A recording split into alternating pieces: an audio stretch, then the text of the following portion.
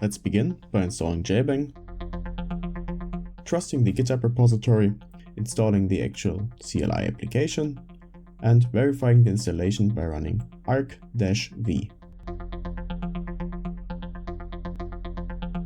Now we can begin with the creation of our weather agent.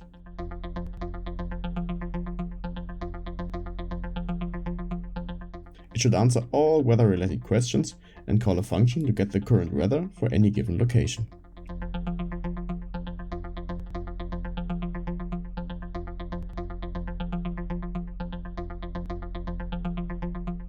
Of course, we need to implement setFunction, in this case by making an API call.